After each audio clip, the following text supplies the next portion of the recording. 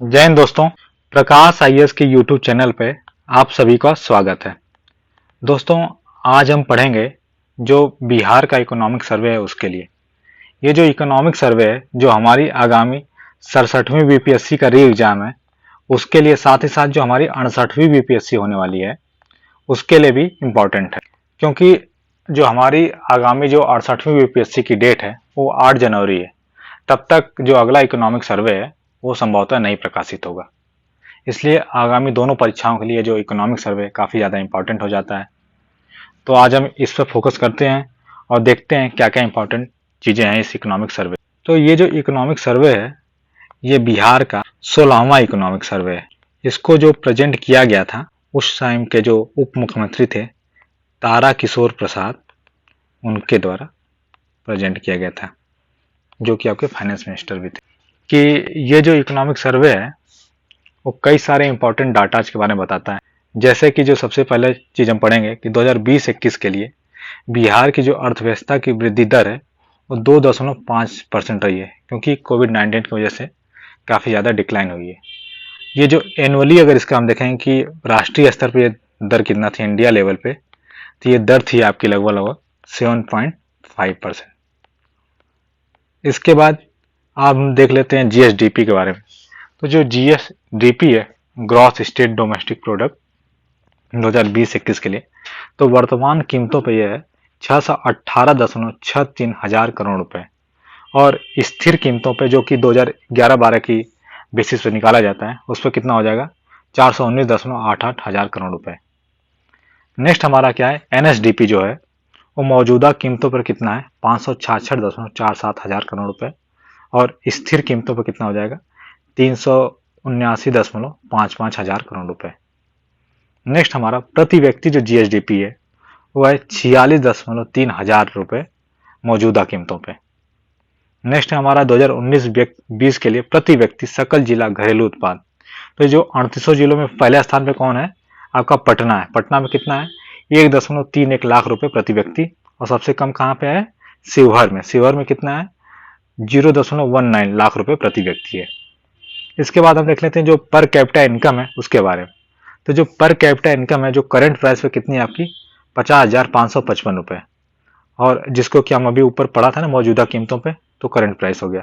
और जो constant price जो कि हमारा स्थिर प्राइस होता है जो कि 2011-12 के बेसिस पे है, उस पर कितने रुपए हो गए 31,314 रुपए।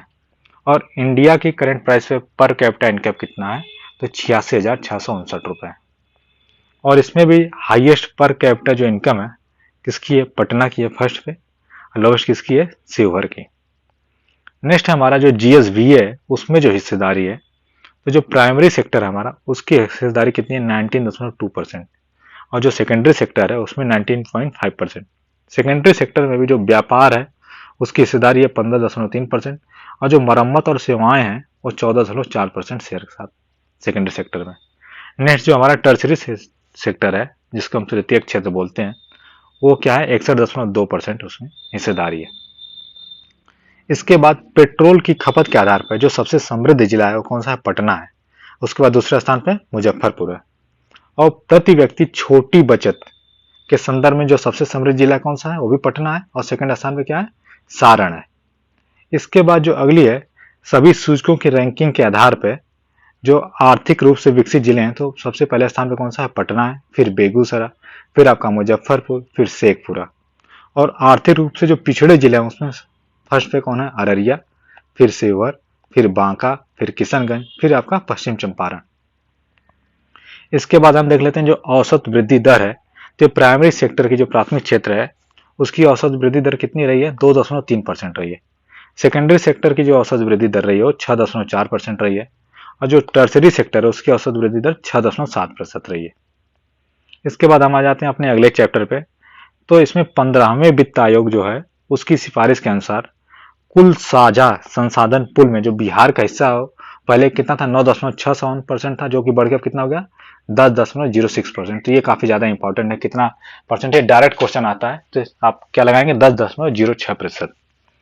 अगली जो हमारी देनदारियां हैं, तो जो कुल बकाया देनदारी है 2020-21 में कितना थी रुपीज 2,27,196 करोड़। अगली 2020-21 में जो बकाया देनदारी थी जो टोटल जीएसडीपी है उसका कितना प्रतिशत थी, 36.7% थी। ये भी डाटा काफी ज्यादा इंपॉर्टेंट है।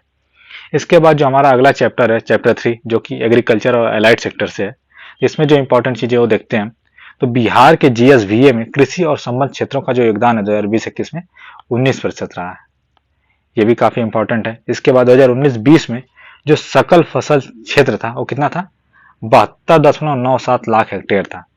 और जो फसल सघनता थी वो कितनी थी, 144% थी। नेक्स्ट हमारा कि 2019-20 में जो सकल सिंचित क्षेत्र था वो कितना था, 54.35 लाख हेक्टेयर था। इसके बाद जो हमारी अगली चीज है कि बिहार में जो भूमि उपयोग का पैटर्न रहा है 2019-20 में, ये काफी ज्यादा इंपॉर्टेंट है। ये आपको मैचिंग के लिए भी आ सकता है। तो जो टोटल बुआई क्षेत्र है, शुद्ध बुआई क्षेत्र जो है कितना है, 54.2% है। इसके बाद जो कृषि के लिए अनुपलब्ध भूमि है वो कितनी है, 23.1%। इसके बाद जो हमारी पड़ती भूमि है वो कितना है, 12.7%। वन है आपके लगभग 6.6% एरिया पे। जो ऊसर भूमि होती है वो कितनी है, 0.5%। और अकृषि भूमि हमारी कितनी, 2.9%।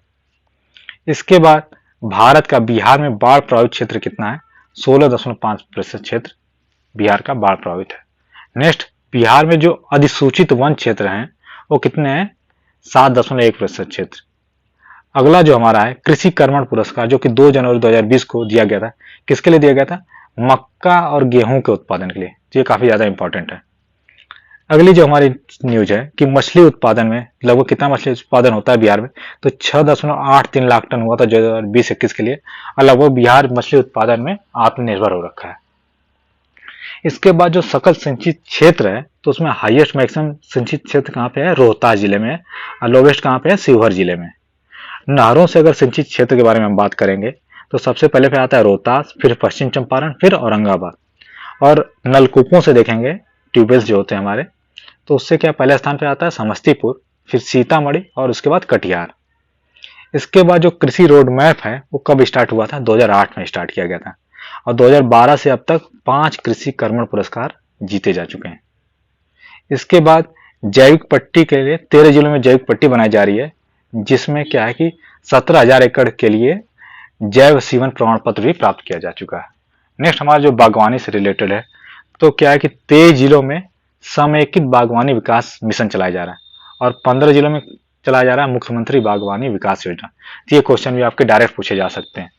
जो इकोनॉमिक सर्वे होता है वो काफी ज्यादा इंपॉर्टेंट होता है, क्योंकि इससे जो भी हमारी आयोग की परीक्षा होती है उससे डायरेक्ट क्वेश्चन आते हैं। तो इसके जो फैक्चुअल डाटा है काफी ज्यादा इंपॉर्टेंट है और इसको आपको याद रखना बहुत ज्यादा जरूरी है।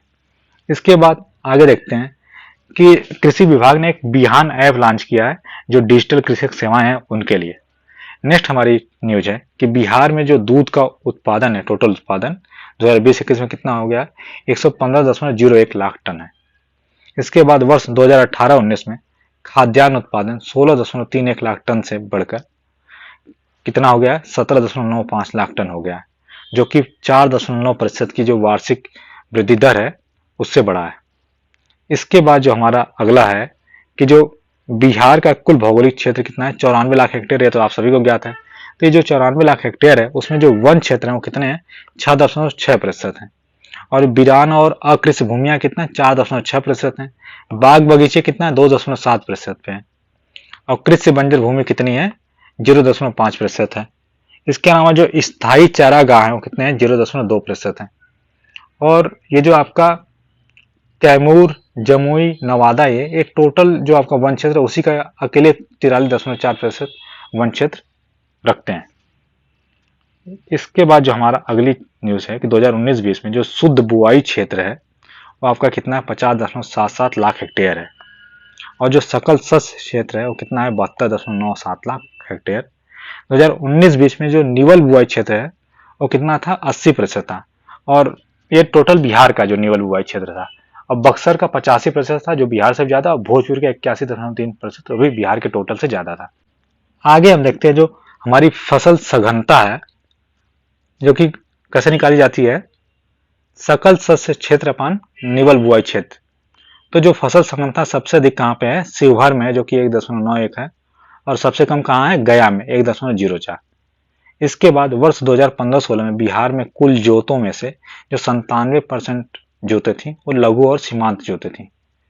इसके अलावा जो 2015-16 में बिहार में जोतों का जो औसत क्षेत्रफल है वो कितना रहा है, 0.39 हेक्टेयर रहा है। नेक्स्ट हमारा वर्ष 2020-21 में चावल और मक्का की उत्पादकता क्रमशः कितनी रही है, 2447 केजी पर हेक्टेयर और 5229 केजी पर हेक्टेयर। इसके बाद जो चावल के उत्पादकता के आधार पर जो 3 जिले हैं, उत्पादकता मतलब केजी पर हेक्टेयर, एक हेक्टेयर में कितने किलो चावल का उत्पादन हो रहा है, तो इसमें सबसे पहले पे आपका रोहतास, फिर औरंगाबाद, फिर आपका पश्चिम चंपारण। और ये टोटल है, टोटल बिहार के 30.2% उत्पादन में योगदान करते हैं।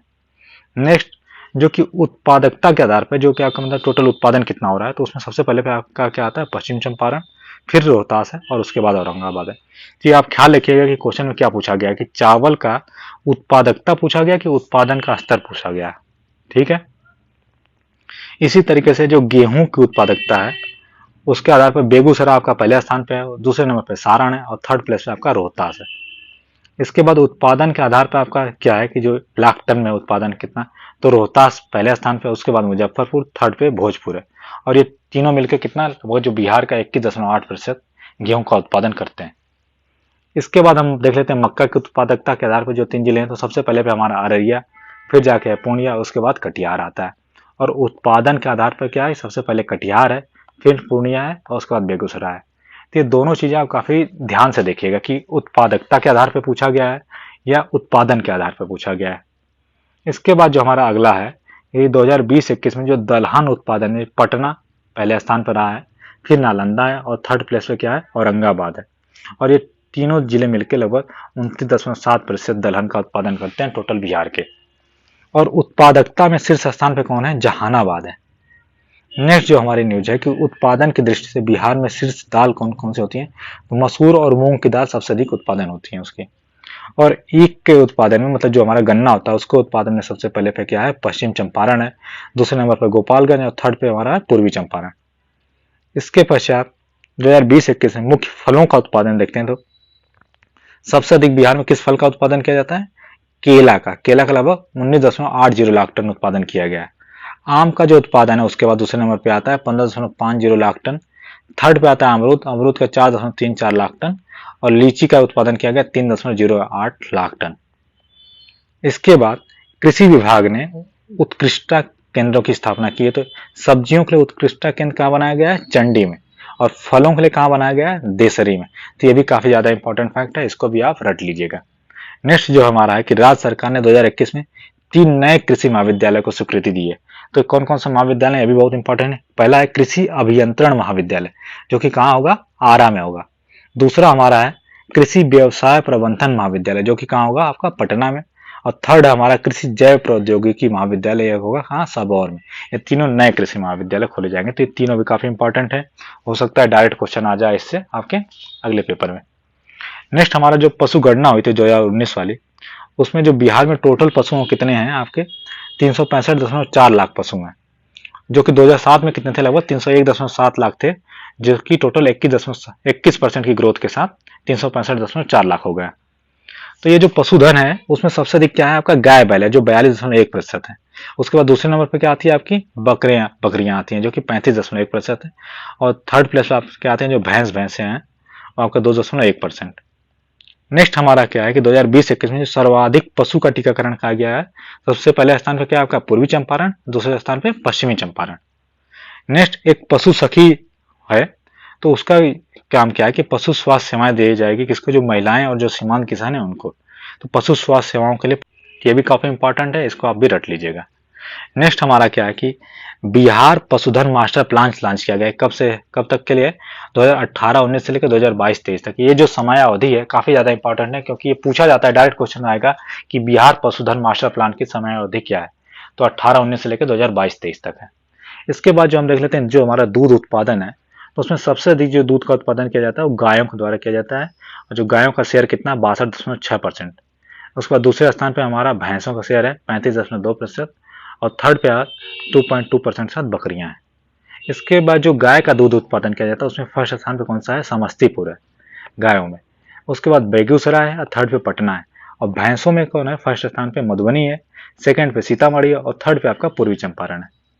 इसके बाद जो मछली का उत्पादन किया जाता है उसमें फर्स्ट स्थान पे आपका क्या है, मधुबनी है, फिर दरभंगा है, फिर पूर्वी चंपारण है।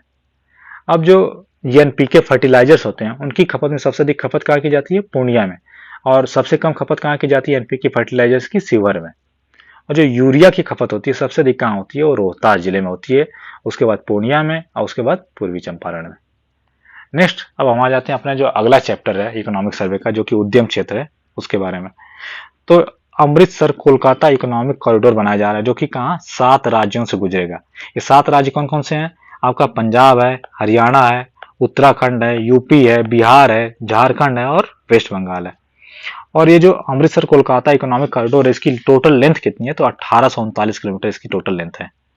इसके बाद जो हमारा अगला वो है कि जो बिहार नवांकुर कोष न्यास बनाया गया है, इसमें क्या है? 5 लाख का ब्याज मुक्त ऋण उद्यमियों के लिए प्राप्त होगा। और अगला क्या है कि मुख्यमंत्री युवा उद्यमी योजना है, जिसमें 1% की ब्याज दर पर जो उद्यमी है उनको ऋण मिलेगा। नेक्स्ट ये इससे क्वेश्चन डायरेक्ट पूछा गया है कि बिहार में जो 3 सर्वाधिक आकर्षक उद्योग हैं, तो सबसे पहले पे क्या है? इथेनॉल है, सेकंड पे क्या है? आपकी फूड प्रोसेसिंग इंडस्ट्री है, और थर्ड पे आपका रिन्यूएबल एनर्जी वाली इंडस्ट्री है। तो इसको आप रट लीजिएगा, क्योंकि इससे क्वेश्चन डायरेक्ट अभी पूछा गया था, अभी आया हुआ था, तो फिर से पूछा जा सकता है। नेक्स्ट जो हमारा है कि बिहार स्टार्टअप नीति कब से लागू की गई है? तो 2017 में आई है बिहार स्टार्टअप नीति। अगली जो हमारी न्यूज थी कि 2020-21 में स्टेट गवर्नमेंट ने मुख्यमंत्री महिला उद्यमी योजना और मुख्यमंत्री युवा उद्यमी योजना, इन दोनों के लिए 200 करोड़ रुपए आवंटित किए थे। ठीक, तो ये दोनों के लिए अलग अलग 200 करोड़ रुपए आवंटित किए गए। इसके बाद हम देख लेते हैं अपना जो अगला चैप्टर 5 है, उसमें तो ये जो श्रम रोजगार और पंजीकरण से रिलेटेड है। तो प्राथमिक क्षेत्र में जो हमारा प्राइमरी सेक्टर है, उसमें लगभग जो बिहार के 47.1% श्रमिक लगे हुए हैं। और नेशनल लेवल पे ये जो है डाटा कितना है? 43.7% श्रमिक प्राइमरी सेक्टर में लगे हैं।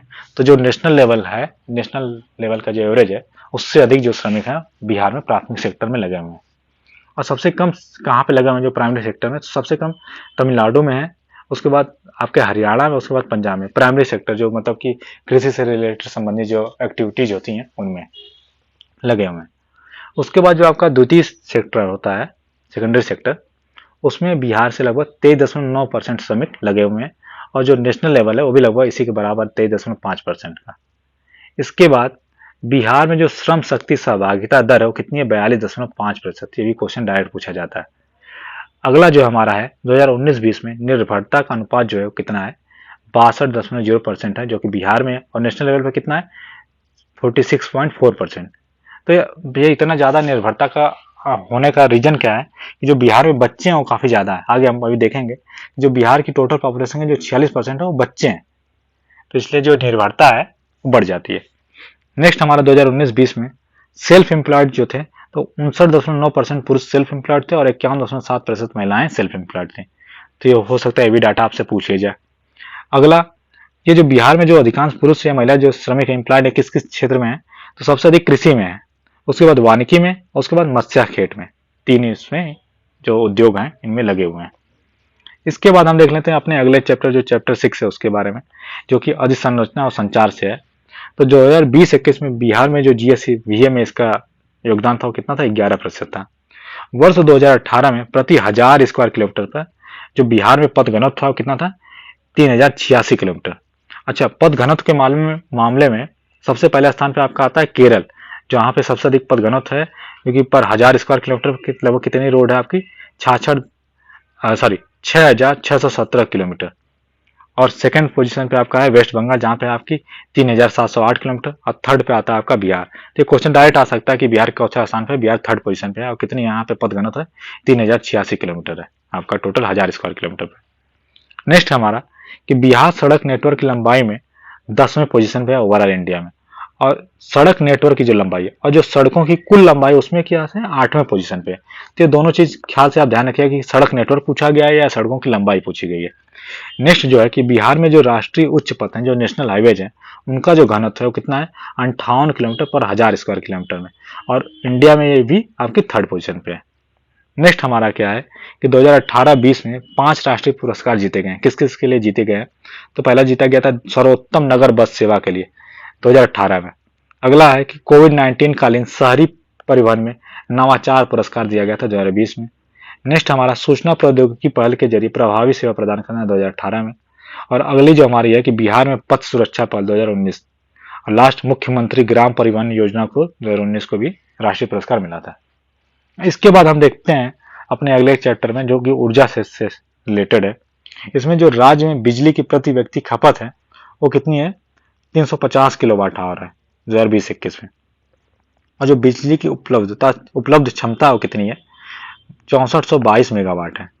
2020-21 में जो बिजली की खपत थी, सर्वाधिक खपत कहाँ थी, पहले पटना पे, दूसरे स्थान पे गया पे और थर्ड पे मुजफ्फरपुर में।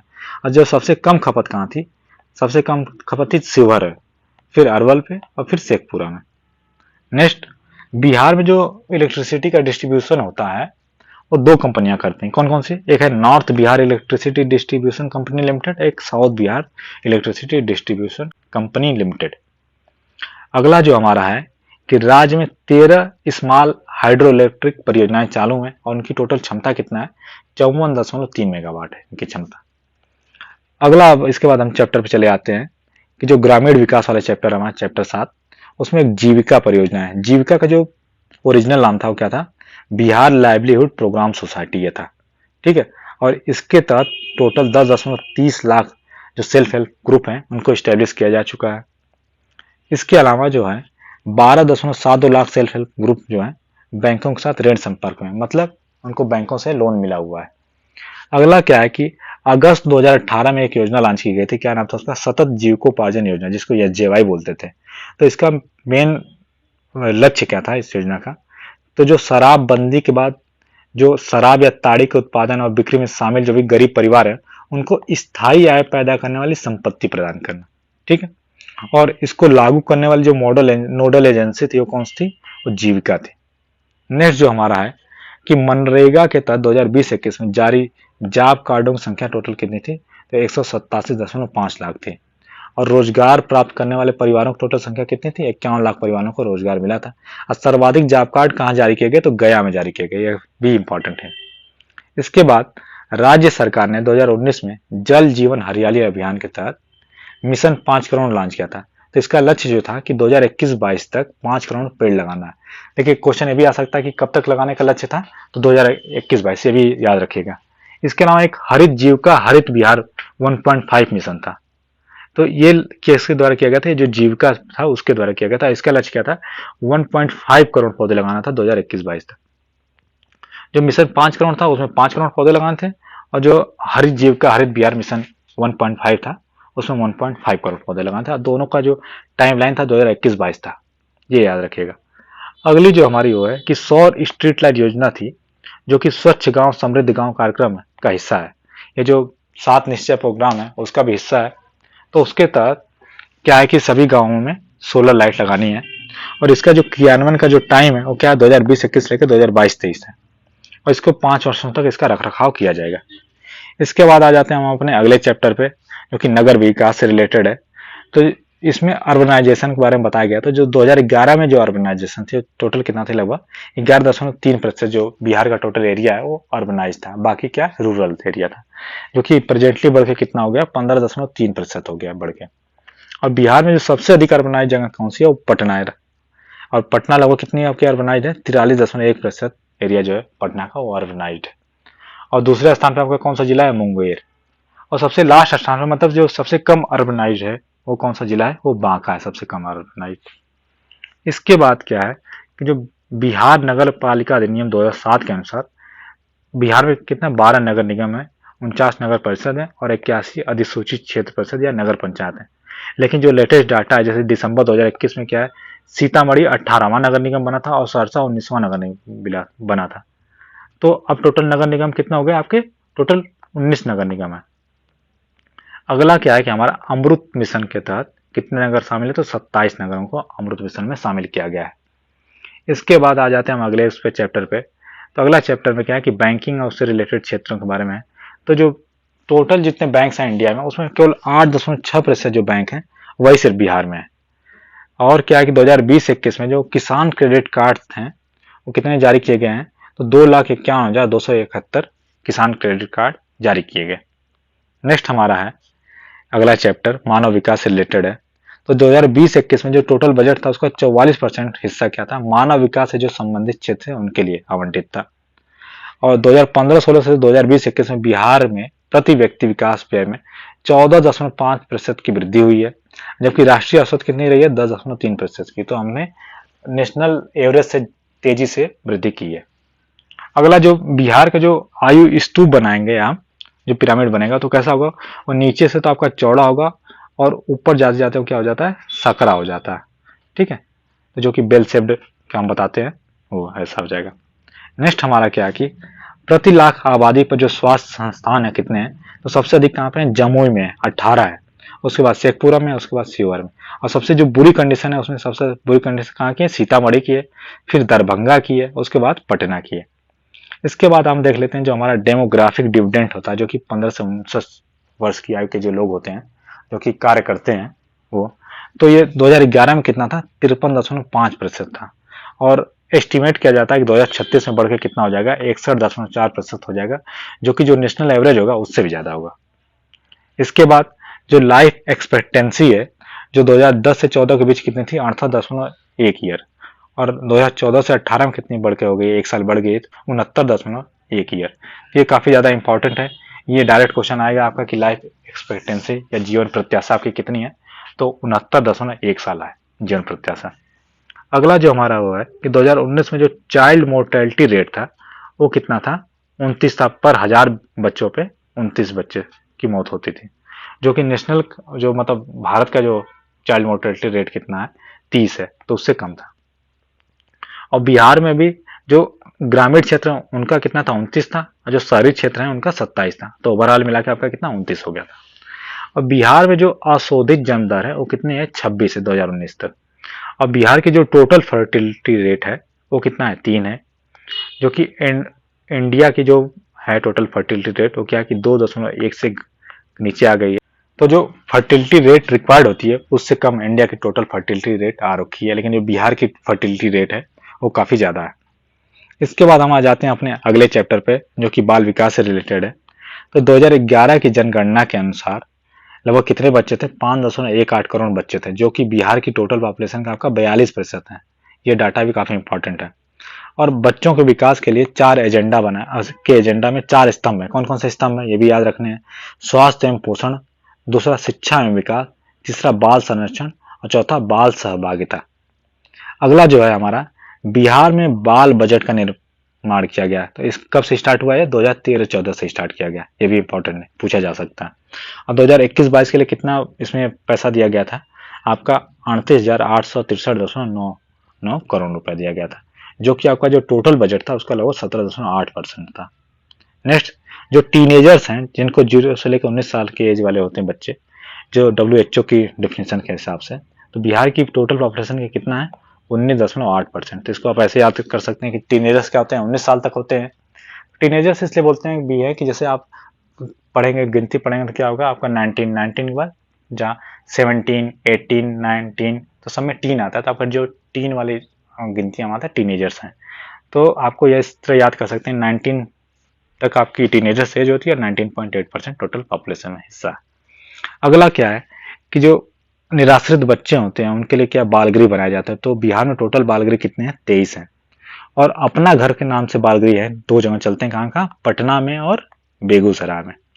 इसके बाद एक पोषण ट्रैकर ऐप है जो कि किसके द्वारा यूज किया जाता है, आंगनवाड़ी सेविकाएं होती हैं उनके द्वारा यूज किया जाता है, जो कि ICDS प्रोग्राम जो है, समेकित बाल विकास programme, integrated child development programme जो है उसके लिए यूज किया जाता है। और ये जो प्रोग्राम है बिहार के 38 जिलों में रन किया जा रहा है, और इसको रन करने के लिए 544 परियोजना कार्यालय हैं जिनके थ्रू इसको रन किया जा रहा है।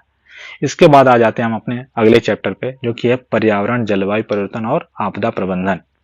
तो 2020-21 में औसत वर्षा बिहार में कितनी थी, 138.5 सेंटीमीटर, और हाईएस्ट कहाँ थी, किशनगंज में 152.2 सेंटीमीटर, और लोवेस्ट कहाँ थी, जहानाबाद में 40.3 सेंटीमीटर। तो ये डाटा काफी ज्यादा इंपॉर्टेंट है क्योंकि डायरेक्ट क्वेश्चन आपका आ सकता है इससे। इसके बाद जो हमारी अगली न्यूज है कि इंद्रप्रस्थ जो ऐप लॉन्च किया गया है, ये किसके लिए लॉन्च किया गया है, जो आकाशीय बिजली गिरती है, जो लाइटनिंग होती है उसकी पहली चेतावनी दे दी जाएगी। 20 किलोमीटर रेंज में कोई भी अगर बिजली गिरेगी तो उसके बारे में और 40 मिनट पहले बता दिया जाएगा। ये काफी ज्यादा है क्योंकि बिहार में आकाशीय बिजली गिरने से काफी ज्यादा मौतें हो जाती हैं, तो उसको ध्यान में रखते हुए इस ऐप को लॉन्च किया गया है। इसके बाद जो आते हैं हम देखते हैं पर्णपाती वनों के बारे में। तो बिहार में जो 2 तरह के पर्णपाती वन है, कौन-कौन? पर्णपाती साल वन कहाँ पाए जाते हैं? रोहतास, औरंगाबाद, कैमूर, नवादा में। और आर्द्र पर्णपाती वन कहाँ पाया जाता है? पश्चिम चंपारण में। ये क्वेश्चन डायरेक्ट पूछा गया है कई बार, इसको याद रख लीजिएगा आप लोग। अगला क्या हमारा कि राष्ट्रीय डॉल्फिन अनुसंधान केंद्र कहाँ खोला गया है? तो पटना विश्वविद्यालय में खोला गया है और इसका उद्घाटन किया गया था मुख्यमंत्री नीतीश कुमार जी के द्वारा। नेक्स्ट हमारा क्या है कि 2020-21 में जम्मू में महावीर जैव विविधता पार्क का उद्घाटन किया गया था। इसके बाद बिहार आपदा जोखिम न्यूनीकरण रोड मैप 2015 से 30, जो मतलब 15 सालों का ये है, तो ये आपका ये टाइमलाइन पूछ सकता है कि कितने उसके लिए आपका हो रखा है। नेक्स्ट जो हमारा है कि 2020-21 में कृषि जनित सकल राज्य घरेलू उत्पाद में जो वानिकी और काष्ठ उत्पादन था उसका योगदान कितना था? 7.9% उसका योगदान रहा है। इसके बाद जो हमारी अगली वो है कि राजगीर नेचर सफारी का उद्घाटन किया गया था। कितनी तारीख किया गया था? 26 मार्च 2021 को। साथ साथ इससे भी पूछा जा सकता है जो नेचर सफारी कहाँ पे है? तो राजगीर में, ये भी देख लीजिएगा। और 2020-21 में बाढ़ से टोटल प्रभावित जिले कितने रहे हैं आपके बिहार में? तो बाढ़ से प्रभावित आपके टोटल जिले रहे हैं 19 जिले रहे हैं। इसके अलावा एक दो न्यूज और जो इम्पोर्टेंट है कि जो इन्फ्लेशन रेट था इस टाइम में आपका, तो कितना रहा है? तो जो आपके रूरल एरियाज हैं, जो ग्रामीण क्षेत्र हैं, वहां पे आपका रहा है 2.8%। उसके बाद जो आपका अर्बन एरिया रहा है, उस अर्बन एरिया में आपका रहा है 4.9%। तो जो आपका ओवरऑल कितना रहा है, बिहार की बात कर रहे हैं, तो ओवरऑल आपका रहा है आपका 3.1%। तो दोस्तों आपके इकोनॉमिक सर्वे के जो जो इंपॉर्टेंट डाटा थे उन सभी को हमने कवर किया है और आप इसके थ्रू एक बार गो थ्रू हो लीजिएगा। आप इसको दोबारा देख लीजिएगा, भले ही आप इसको 2 की स्पीड पे देख लीजिएगा, लेकिन देख लीजिएगा क्योंकि इससे आपके डायरेक्ट क्वेश्चन पूछे जाएंगे। आज हम पढ़ेंगे बिहार के बजट के बारे में। तो ये जो बिहार का बजट है किसके द्वारा प्रेजेंट किया गया था? जो उस समय डिप्टी सीएम और फाइनेंस मिनिस्टर थे बिहार के, तारा किशोर प्रसाद, उनके द्वारा पेश किया गया था और यह उनका दूसरा बजट था और इसको पेश किया गया था 28 फरवरी 2022 को। और ये अब तक का बिहार का सबसे बड़ा बजट है और बिहार का ये 15वां बजट है। तो इस बजट की साइज़ कितनी है? इसकी साइज़ थी 2,37,691.19 करोड़। ये डाटा काफ़ी ज़्यादा इंपॉर्टेंट है क्योंकि इससे डायरेक्ट सीधे क्वेश्चन नहीं आ जाता है कितना साइज़ था इसका। और आपका जो ये पिछली बार जो बजट था 2021-22 का, तो ये था 2,18,302.70 करोड़ और इससे 8.8% की इसमें वृद्धि हुई है। इसके बाद जो जीएसडीपी है राज्य का सकल घरेलू उत्पाद, वह है आपका ₹7,45,310 करोड़ करंट प्राइस पे और इससे 2021-22 की तुलना में 9.7% की वृद्धि हुई है। इसके बाद हम देख लेते हैं जो ग्रोथ रेट है।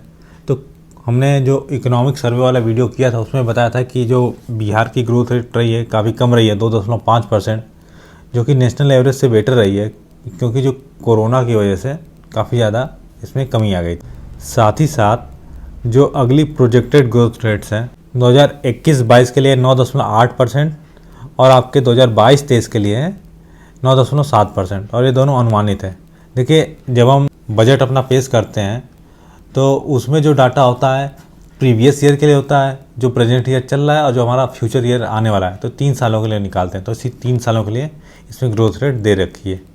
इसके बाद इस बार क्या हुआ कि जो 7 निश्चित पार्ट 2 है उसके लिए 5,000 करोड़ रुपए का एलोकेशन किया गया है, काफ़ी ज़्यादा इंपॉर्टेंट है। साथ ही साथ 7 निश्चय 1 के कब से कब तक के लिए था? 2015 से लेकर 2020 के लिए था और 7 निश्चय 2 कब तक के लिए? 2020 से लेकर 2025 तक के लिए। इसके बाद हम देखते हैं जो अपना एक्सपेंडिचर वाला सेक्शन है, व्यय कितना हुआ है। तो टोटल व्यय जो है, कुल व्यय, ये आपका 2,37,691.19 करोड़, जो कि आपके बजट का साइज है। और जो राजस्व व्यय है वह है आपका 1,91,956.67 करोड़, जो कि टोटल एक्सपेंडिचर का 80% है, 80.76% है टोटल एक्सपेंडिचर का। और जो पूंजीगत व्यय है वो कितना है? 45,734.52 करोड़ है, जो कि टोटल एक्सपेंडिचर का आपका कितना 19.24% है। तो इस तरह आपका टोटल ये कंप्लीट हो जाता है। इसके बाद जो हमारी प्राप्तियाँ हुई हैं तो कहाँ से हुई हैं? तो टोटल प्राप्तियाँ हैं, कुल प्राप्तियाँ ये है आपका 2,37,08,91.94 करोड़ है। और राजस्व प्राप्तियाँ हैं उसमें 1,96,704.51 करोड़। अब पूंजीगत प्राप्ति हमारी कितनी है? 41,187.43 करोड़ है। इसके बाद जो हमारा राजस्व बचत है वो कितना है? तो वह है आपका 4,747.84 करोड़ है, जो कि GSDP का 0.64% है 2022-23 के लिए। नेक्स्ट जो हमारा है राजकोषीय घाटा जो है वह कितना है हमारा? तो 25,885.10 करोड़ है, जो कि GSDP का 3.47% है। साथ ही जो सेंटर की जो लिमिट है वो कितनी है? 4% की लिमिट है और 0.5% का इंसेंटिव दिया जा रहा था अगर आप पावर रिफॉर्म कर रहे हैं तो जो हमारा जो राजकोषीय घाटा है वो जो सेंटर के द्वारा परमिट लिमिट है उस लिमिट के अंदर ही है। नेक्स्ट हमारा है लोक ऋण अधिशेष। तो ये कितना हमारा? ₹2,38,126.69 करोड़, जो कि GSDP का आपका 31.95% है। तो ये दोनों डाटा काफ़ी ज़्यादा इंपॉर्टेंट है कि टोटल ये कितना है और साथ साथ कितने परसेंट है GSDP का, तो इसको आप रट डालिएगा। नेक्स्ट हमारा जो विकासात्मक व्यय कितना किया गया? तो 67.37% टोटल व्यय का विकासात्मक कार्यों के लिए किया गया है। और गैर विकासात्मक व्यय जो 32.63% है टोटल व्यय का, उसका यूज गैर विकासात्मक कार्यों में किया गया है। इसके बाद जो क्षेत्रवार व्यय संरचना है, तो सामाजिक सेवाओं में 41% व्यय किया जा रहा है और सामान्य सेवाओं के लिए 28%। नेक्स्ट केंद्रीय करों के हिस्से के रूप में 2022-23 में कितना प्राप्त होगा? 91,180.60 करोड़ रुपए प्राप्त होंगे, जो कि लगभग 2021-22 के बराबर ही है। इसके बाद जो ये बजट पेश किया गया था इस बार 2022-23 का, वो 6 पिलर्स पर आधारित था। तो हम देख लेते हैं कौन कौन से पिलर्स हैं और कितना उसके लिए बजट एलोकेट किया गया है। तो सबसे पहला जो हमारा पिलर है वो क्या है? स्वास्थ्य। स्वास्थ्य के लिए जो एलोकेशन हुआ है कितना हुआ है? ₹16,134.39 करोड़। इसके बाद जो हमारा अगला पिलर था वो है शिक्षा। शिक्षा पर जो खर्च किया गया है ₹39,191.87 करोड़ रुपये। अगली जो हमारा पिलर है उद्योग और निवेश, इसमें खर्चा किया गया है 1,643.74 करोड़ रुपये। और अगला जो पिलर है कृषि एवं संबद्ध क्षेत्र, उसके लिए जो एलोकेशन हुआ है 7,712.30 करोड़। इसके बाद जो हमारा आधारभूत संरचना ग्रामीण एवं शहरी के लिए जो बजट का एलोकेशन किया गया कितना है? 29,794.64 करोड़ रुपए। और जो हमारा आखिरी पिलर है कल्याण विभिन्न वर्गों का, इसमें जो भी हमारे SC ST महिला इन सभी के लिए, तो इसमें जो टोटल बजट का एलोकेशन किया गया है 12,375.07 करोड़ रुपए एलोकेट किए गए हैं। इसके बाद हम देख लेते हैं जो एलोकेशन हुए हैं उसमें क्या क्या इंपॉर्टेंट डाटा है। तो सबसे बड़ा जो परसेंटेज वाइज एलोकेशन हुआ किसके लिए हुआ है? एजुकेशन सेक्टर के लिए हुआ है। आपका 16.49% का एलोकेशन हुआ है। और टोटल अगर उसमें देख लेंगे हम कितना, तो ये 39,191 करोड़ रुपए। और जो नेशनल एवरेज एजुकेशन के लिए कितना एलोकेट है? 15.2%। तो हमारा बिहार में एजुकेशन के लिए नेशनल एवरेज से ज़्यादा एलोकेट किया गया है। और सेकेंड प्लेस पे है आपकी पेंशन्स, उनके लिए जो एलोकेशन है 10.20% है। इसके बाद जो लार्जेस्ट एलोकेशन स्कीम वाइज देखते हैं, तो सबसे अधिक किस स्कीम के लिए एलोकेट किया गया है? सर्व शिक्षा अभियान। इसके लिए जो एलोकेशन हुआ है आपका 15,683.86 करोड़ रुपए का एलोकेशन हुआ है। और दूसरे नंबर पे है हाउसिंग फॉर ऑल, इसमें 8,689.14 करोड़ रुपए एलोकेट किए गए हैं। इसके बाद डिपार्टमेंट वाइज अगर हम एलोकेशन देखेंगे, तो सबसे अधिक जो एलोकेशन हुआ है वो शिक्षा विभाग को हुआ। शिक्षा विभाग को आपका 22,198.38 करोड़ रुपये एलोकेट किए गए हैं। अगले नंबर पे हमारा ग्रामीण विकास विभाग है, उसके लिए 15,193.19 करोड़ रुपये एलोकेट किए गए हैं। इसके बाद हम आ जाते हैं अपनी स्कीम्स पे। तो जो इस बार जो टोटल बिहार की स्कीम्स हैं उस पर खर्चा हुआ है 1 लाख करोड़ का। ये भी डाटा काफ़ी ज़्यादा इंपॉर्टेंट है। और हम देख लेते हैं कुछ मुख्य जो स्कीमें हैं उन पर कितना कितना खर्चा हुआ है। जैसे प्रधानमंत्री ग्रामीण सड़क योजना है, इसमें 5,014.30 करोड़ रुपए का एलोकेशन किया गया है। अगला जो हर घर नल का जल, इसके लिए 1,001.10 करोड़ रुपए।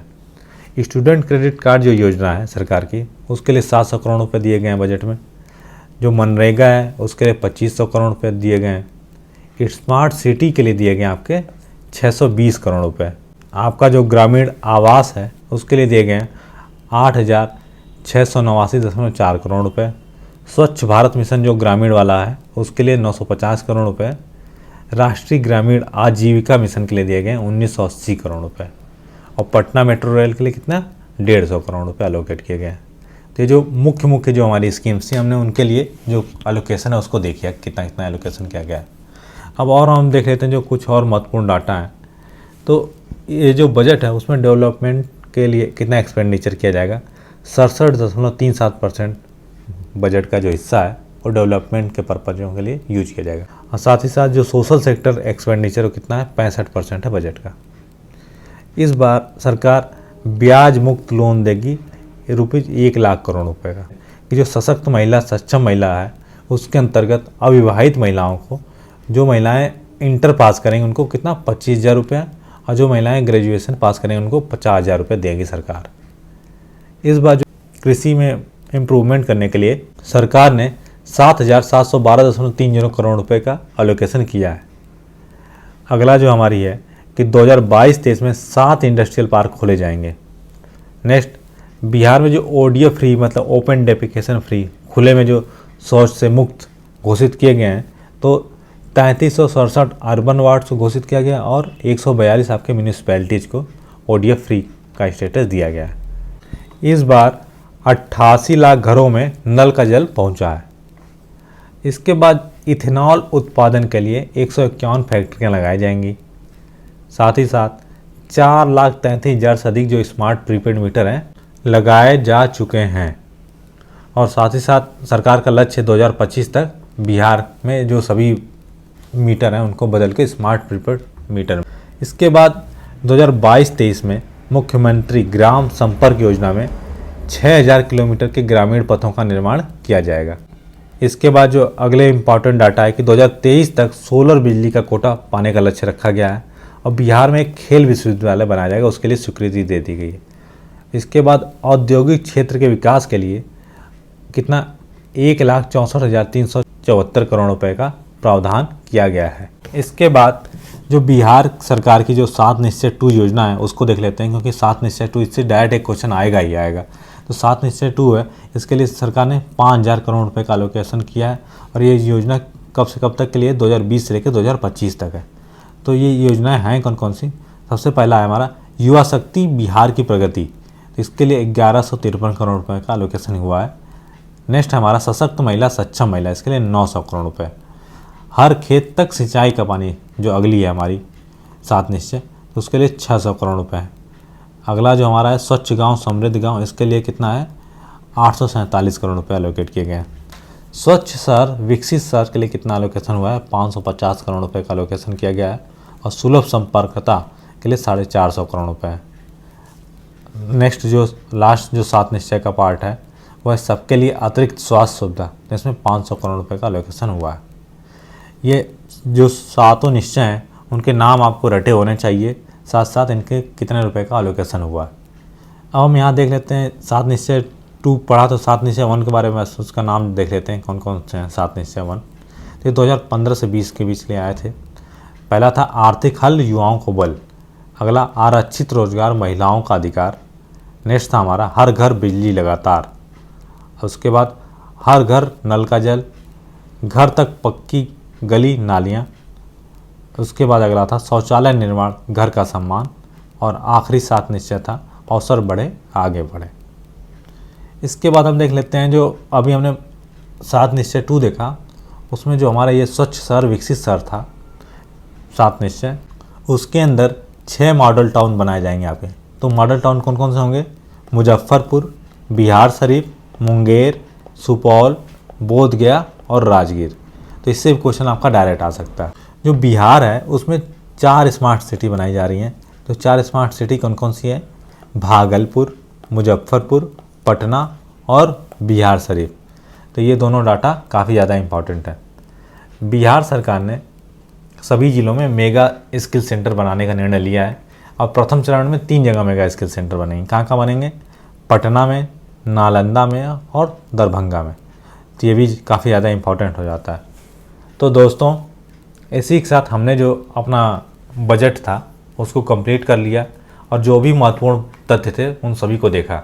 आज हम पढ़ेंगे जो अपना ISFR रिपोर्ट होती है, इंडियन स्टेट फॉरेस्ट रिपोर्ट होती है, जिसको कि हम भारत वन स्थिति रिपोर्ट बोलते हैं, उसके बारे में। ये जो रिपोर्ट है काफ़ी ज़्यादा इम्पोर्टेंट है और जो हमारी आगामी जो भी परीक्षाएं हैं बिहार की, उनके लिए भी काफ़ी ज़्यादा महत्वपूर्ण है। जो हमारी 67वीं बीपीएससी है या 68वीं बीपीएससी है, उन दोनों परीक्षाओं के लिए ये जो रिपोर्ट है काफ़ी ज़्यादा महत्वपूर्ण है। तो चलिए हम अपना समय न गंवाते हुए स्टार्ट करते हैं। तो ये रिपोर्ट पब्लिश की जाती है जो फॉरेस्ट सर्वे ऑफ इंडिया होता है उसके द्वारा, और हर 2 साल पे पब्लिश की जाती है। मतलब 2021 से पहले 2019 में की गई थी और अगली रिपोर्ट कब पब्लिश की जाएगी, 2023 में रिपोर्ट पब्लिश की जाएगी। और जो हमारा फॉरेस्ट सर्वे ऑफ इंडिया है वो आता है ministry of environment, forest and climate change के अंदर। अगली जो चीज है कि ये सबसे पहले जो रिपोर्ट पब्लिश की गई थी, फर्स्ट रिपोर्ट 1987 में पब्लिश की गई थी, और ये जो 2021 वाला एडिशन है ये कौन सी है, 17वीं रिपोर्ट है। इस बार फर्स्ट टाइम आपका रिमोट सेंसिंग टेक्नोलॉजी का भी यूज किया गया, जो सैटेलाइट्स हैं उनका यूज किया गया है आपके इस रिपोर्ट को प्रिपेयर करने में। तो आगे आ जाते हैं हम अपने बिहार के डाटा से रिलेटेड जो जो इंपॉर्टेंट फैक्ट है उसको देखते हैं। तो जो 2021 की रिपोर्ट के अनुसार जो बिहार का टोटल जो वनावरण है, उसके पहले हम एक चीज और आपको बताना चाहेंगे कि जो आपकी रिपोर्ट होती है उसमें 2 चीजें होती हैं। एक आपका होता है वनावरण और एक होता है आपका वृक्षावरण। मतलब जो आपके वन होते हैं वो आते हैं आपके रिपोर्ट में, और दूसरे आपके जो वृक्ष होते हैं जो आपके लगाए जाते हैं, वृक्षारोपण की जाती है उसको। तो ये दोनों चीजें हम देखते हैं। तो हम देखते हैं सबसे पहले आपका जो वनावरण है वो। तो बिहार में टोटल वनावरण कितना है, 7380.79 स्क्वायर किलोमीटर है। और बिहार का टोटल एरिया आपको पता ही है, आपको पिछले लेक्चर्स में भी हमने बताया था, 94,163 स्क्वायर किलोमीटर है। तो ये टोटल कितना हो गया, 7.84% हो गया टोटल एरिया का। ये डाटा काफी ज्यादा इंपॉर्टेंट है, कई बार एग्जाम्स में डायरेक्ट पूछा गया है। और 2019 की तुलना में जो है 75 किलोमीटर स्क्वायर की वृद्धि हुई है, लगभग 1.03% की वृद्धि हुई है जो हमारा टोटल वनावरण है बिहार का। आगे देख लेते हैं जो बिहार में वनावरण है, तो 3 तरह के आपके वन पाए जाते हैं। एक क्या, वेरी डेंस फॉरेस्ट जो कि बहुत ही सघन वन होता है, एक मीडियम डेंस फॉरेस्ट और एक ओपन फॉरेस्ट। तो वेरी डेंस फॉरेस्ट में आपकी टोटल एरिया इस टाइम कितनी है, 333 किलोमीटर स्क्वायर है। और 2019 वाली जो रिपोर्ट थी उसमें भी कितनी थी, 333 किलोमीटर थी। तो मतलब जो वेरी डेंस फॉरेस्ट है उसमें कोई बदलाव नहीं हुआ है। और जो मीडियम डेंस फॉरेस्ट है वो एरिया कितनी है, तो ये 3286 किलोमीटर स्क्वायर है, जो कि पिछली रिपोर्ट के हिसाब से 3280 किलोमीटर थी। तो इसमें 6 किलोमीटर स्क्वायर एरिया का बदलाव हुआ है, बढ़ोतरी हुई है। और जो हमारा ओपन फॉरेस्ट है उसमें सबसे अधिक बढ़ोतरी हुई है, वो कितना हो गया अब, 3762 स्क्वायर किलोमीटर, जो कि पिछली बार कितना था, 3693 स्क्वायर किलोमीटर, जिसमें 69 स्क्वायर किलोमीटर का बढ़ोतरी हुई है।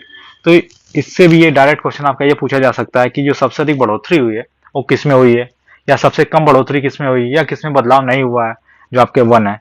तो तीनों डाटा आपके काफी इंपॉर्टेंट हो जाते हैं। तो जो आप टोटल एरिया आपको कितना पता है, 7381 किलोमीटर स्क्वायर हो गया, जो कि जिसमें 75 स्क्वायर किलोमीटर की बढ़ोतरी हुई है। अब पिछली 2019 की रिपोर्ट के हिसाब से कितना था, 7306 स्क्वायर किलोमीटर था। आगे हम देख लेते हैं क्षेत्रफल के अनुसार वनावरण वाले जिले। तो जो पहले देखते हैं हाईएस्ट क्षेत्रफल के अनुसार कहाँ है वन। तो सबसे अधिक कहाँ पे आपका कैमूर में है। कैमूर में कितना है, 1051.56 स्क्वायर किलोमीटर है, जो कि कैमूर के टोटल एरिया का लगभग 31.56% है। दूसरे नंबर पे आपका क्या है, पश्चिम चंपारण है, जहां पे कितना है, 903.34 स्क्वायर किलोमीटर है, जो कि पश्चिम चंपारण के एरिया का 17.28% है। अब आप पूछेंगे इतना ज्यादा वन है उसके बाद भी परसेंटेज कम है, क्योंकि जो पश्चिम चंपारण है उसकी टोटल एरिया काफी बड़ी है।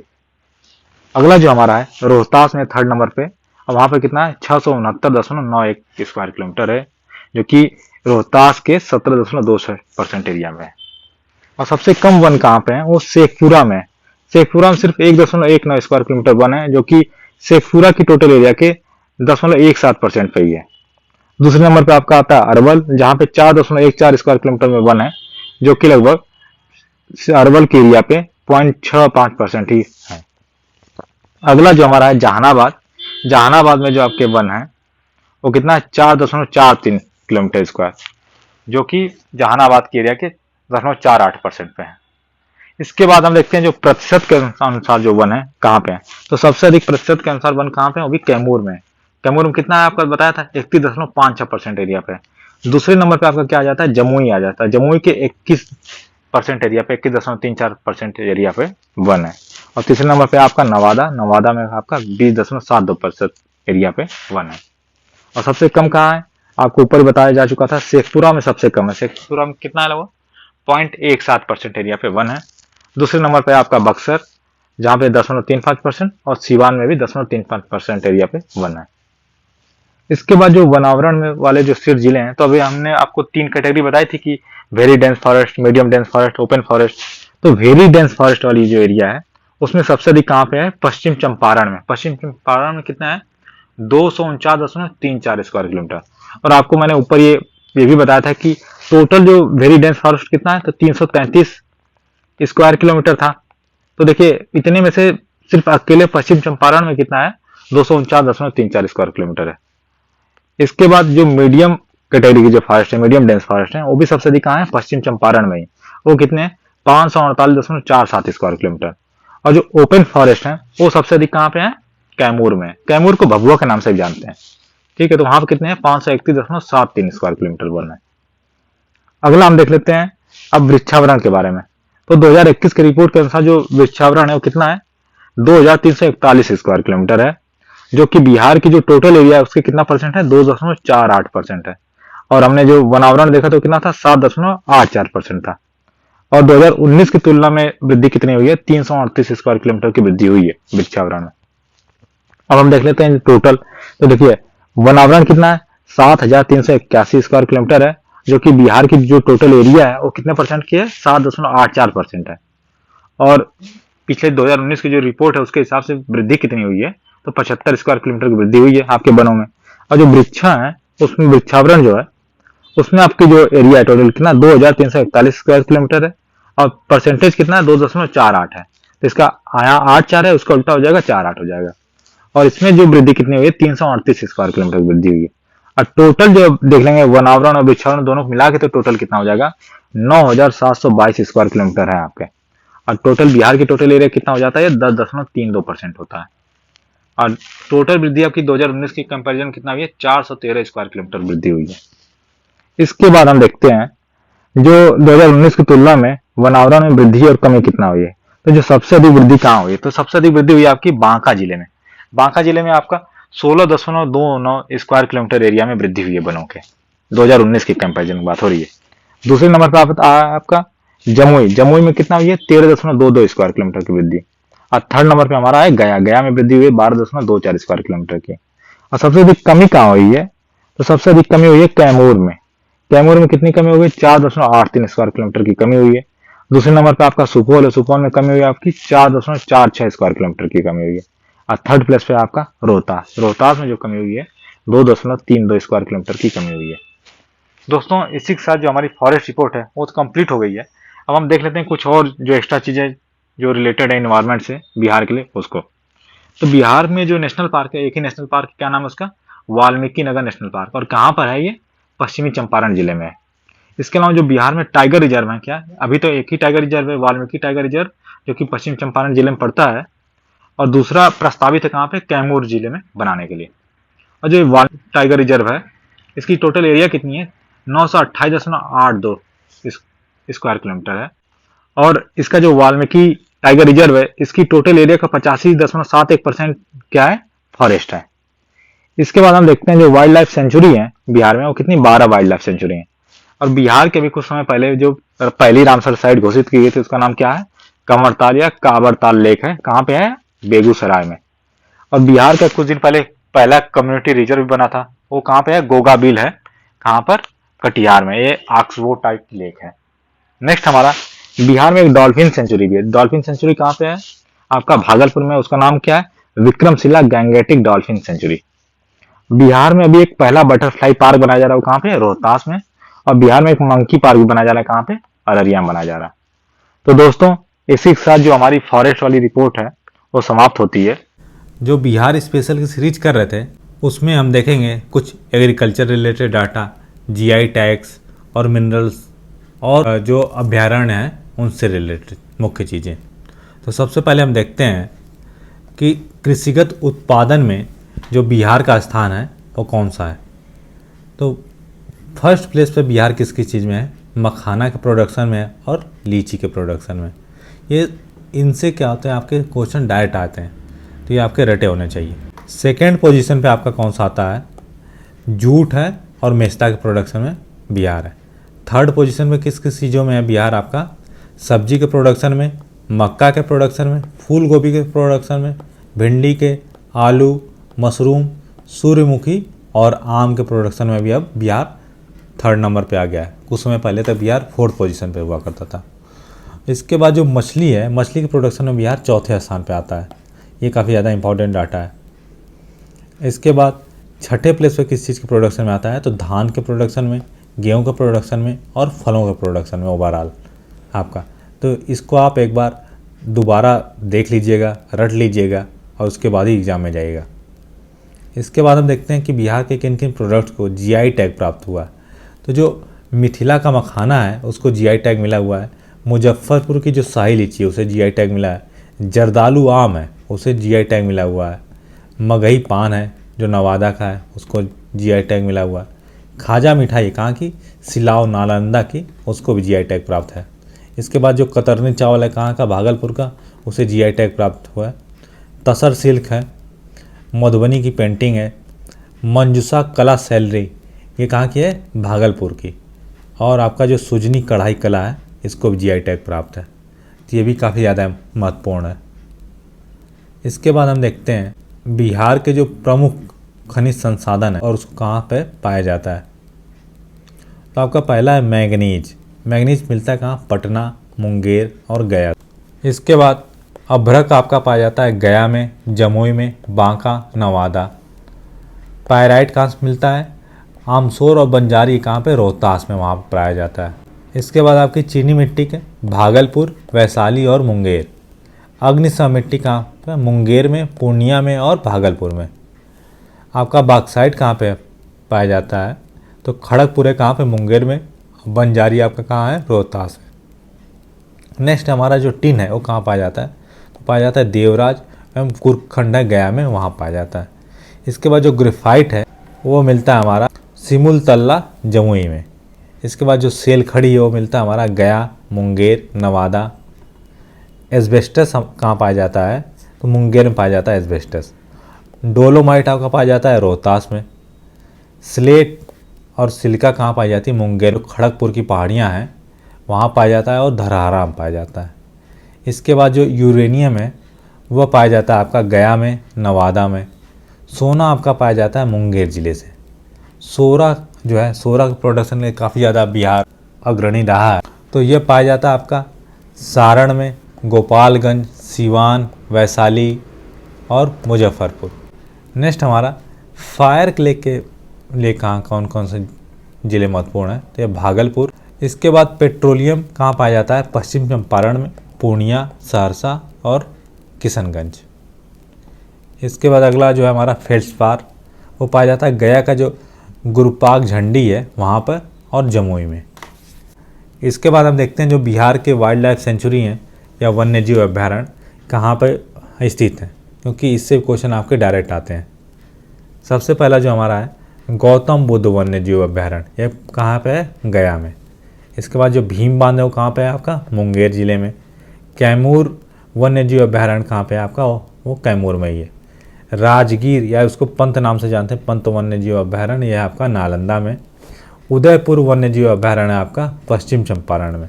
और वाल्मीकि वन्य जीव अभ्यारण्य भी है पश्चिम चंपारण में। कांवर झील पक्षी वन्य जीव अभ्यारण्य आपका बेगूसराय में, और ये बिहार की पहली रामसर साइट्स भी है। इसके बाद जो आपका नागी डैम जमुई में है, नकटी डैम भी जमुई में है। तो दोस्तों अभी आप हमको बताएंगे हमारे कमेंट सेक्शन में कि जो नागी डैम है ये इस समय क्यों न्यूज में था। इसके बाद जो गोगा बील पक्षी अभयारण्य है ये कहाँ पे है, कटिहार में, और ये बिहार का पहला कम्युनिटी रिजर्व है। इसके बाद आपका जो है कुशेश्वर स्थान वो है आपका दरभंगा में, और विक्रमशिला डॉल्फिन सेंचुरी कहाँ पाई जाती है, स्थित है भागलपुर में, जो कि गंगा डॉल्फिन के संरक्षण के लिए बनाई गई है। तो दोस्तों इसी के साथ जो हमारा मिसलेनियस वाला पार्ट था वो भी समाप्त होता है। धन्यवाद। अगर आपको हमारा वीडियो पसंद आ रहा हो तो वीडियो को लाइक करें, चैनल को सब्सक्राइब करें और अपने दोस्तों के साथ अवश्य शेयर करें।